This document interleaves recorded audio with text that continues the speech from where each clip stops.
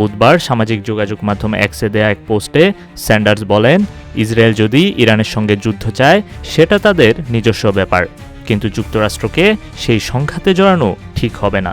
তিনি স্পষ্ট করে বলেন, ইসরায়েলের প্রধানমন্ত্রী কোনোভাবেই যুক্তরাষ্ট্রের পররাষ্ট্রনীতি কিংবা সামরিক সিদ্ধান্ত ঠিক করতে পারেন না। নেতানিয়াহু আমাদের প্রেসিডেন্ট নন, এই ভাষায় নিজের অবস্থান জানান বর্ষিয়ান এই ডেমোক্র্যাট নেতা। স্যান্ডার্স বলেন, যদি ইসরায়েলি জনগণ ইরানের সঙ্গে যুদ্ধে যেতে চায় তাহলে তারা তা করুক, কিন্তু যুক্তরাষ্ট্রের উচিত সেই যুদ্ধ থেকে দূরে থাকা। এই বক্তব্য ঘিরে নতুন করে শুরু হয়েছে যুক্তরাষ্ট্রের যুদ্ধনীতি নিয়ে বিতর্ক।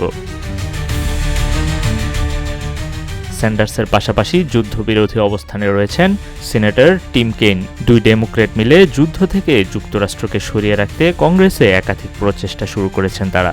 এদিকে রিপাবলিকান পার্টির সদস্য থমাস ম্যাসিউ একই দাবি তুলেছেন। তিনি জানিয়েছেন, যুক্তরাষ্ট্র যদি কখনো এই যুদ্ধে যেতে চায় তাহলে সেটি হবে কংগ্রেসের সিদ্ধান্তের মাধ্যমে, হঠাৎ কারো রাজনৈতিক ইচ্ছায় নয়।